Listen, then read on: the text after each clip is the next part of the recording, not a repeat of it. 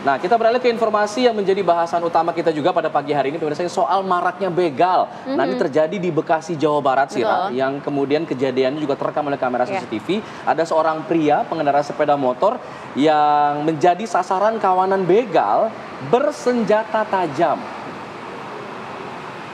Modusnya selalu seperti ini, korban sedang berkendara seorang diri, tiba-tiba dipepet oleh para komplotan begal ini, mengancam akan membacok begitu. Lalu kemudian dalam cuplikan video bisa terlihat ini adalah di depan salah satu rumah warga di Jalan Cipete Raya Mustika Jaya di Bantar Gebang, Kota Bekasi, Jawa Barat.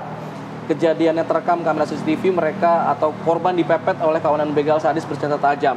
Pelaku kalau dihitung tadi ada 6 orang lah kira-kira. Iya. Dan mereka menggunakan 3 sepeda motor. Ya sontak lah, kaget, takut lah pasti ya. Lebih baik mengamankan diri lah dibanding menjadi korban seperti itu. Kasus pembegalan ini juga masih dalam proses penyelidikan Polsek Bantar Gebang, Polres Metro Bekasi Kota. Untuk informasi terbarunya, kita ajak pemirsa Setia TV One untuk bergabung bersama dengan rekan kami. Ada Nadila Saleh yang akan menginformasikan secara komprehensif mengenai berita pembegalan yang terjadi di Kota Bekasi, Jawa Barat. Nadila.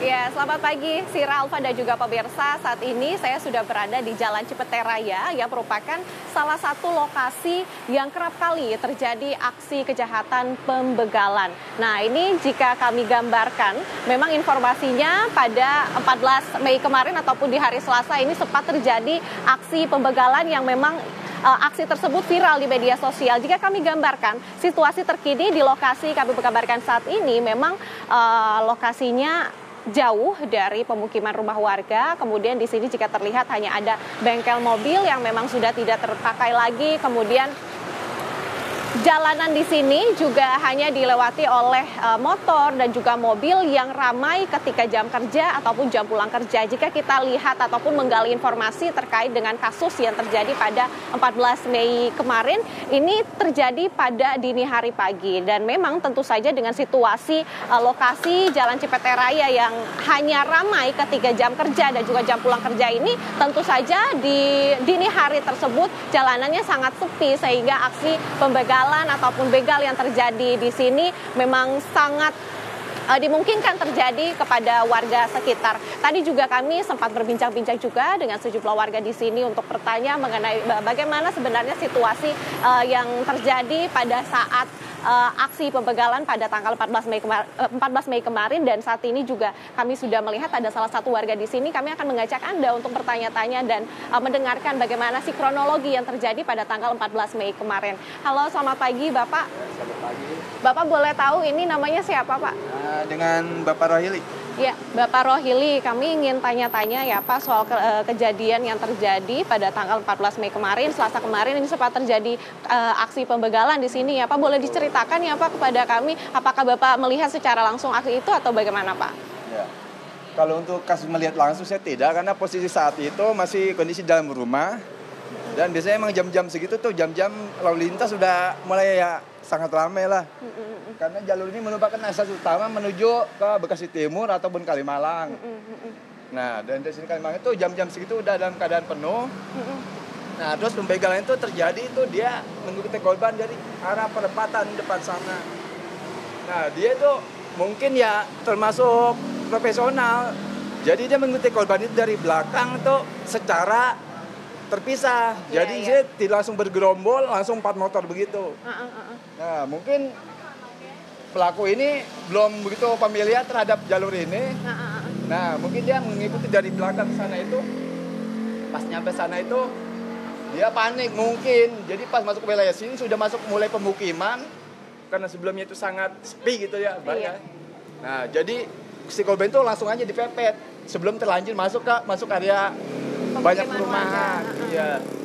Jadi ya termasuk ya profesional lah pelakunya.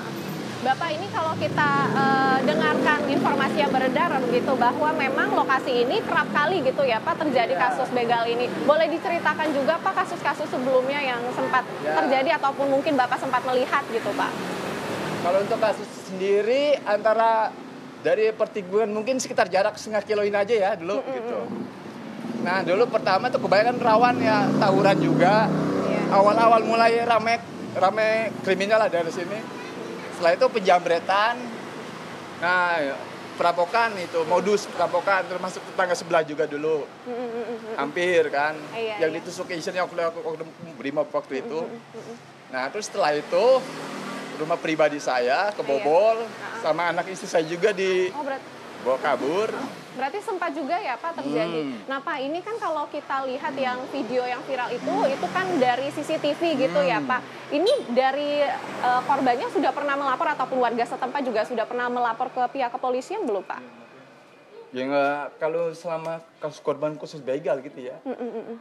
Belum sih, maksudnya istilahnya kebanyakan tuh si korban itu jarang ada yang kesini langsung gitu. Iya. Jadi dalam rentang waktu 1 tahun ini, ya 1 tahun kemarin lah gitu sampai sekarang, mungkin sekitar 1 tahun ini udah terjadi 3 kali.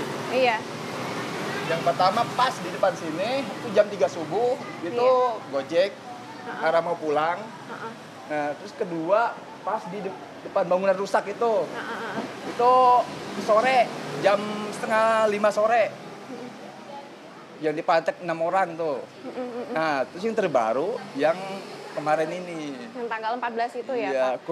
khusus begal aja itu. Iya. Jadi panjang 100 meter ini udah 3 di sini. Iya. Oke, Bapak ini berarti kan udah sering banget gitu ya Pak terjadi, warga-warga juga udah resah gitu ya Pak? Ya, sangat resah. Berarti kita memang berharap semoga nantinya ada kebijakan yang akhirnya bisa membuat aksi ini sudah tidak akan terjadi lagi di sini begitu. Sangat berharap harapan masyarakat ya pasti seperti itu gitu. Ya karena istilahnya kalau semua terlalu sering terjadi pasti ya masyarakat berasumsi beda-beda nanti gitu.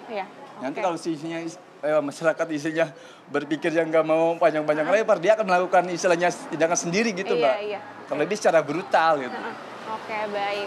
Sira dan juga pemirsa, memang tadi kita juga sudah mendengarkan bagaimana kronologi yang diceritakan oleh warga setempat terkait dengan kasus yang terjadi pada 14 Mei kemarin. Lantas bagaimana ya tanggapan dari kriminolog mengenai kasus pembegalan yang semakin brutal terjadi saat ini? Kami akan hadirkan perbincangan kami dengan kriminolog pada segmen selanjutnya. Tetaplah bersama kami di Apa Kabar Indonesia Pagi.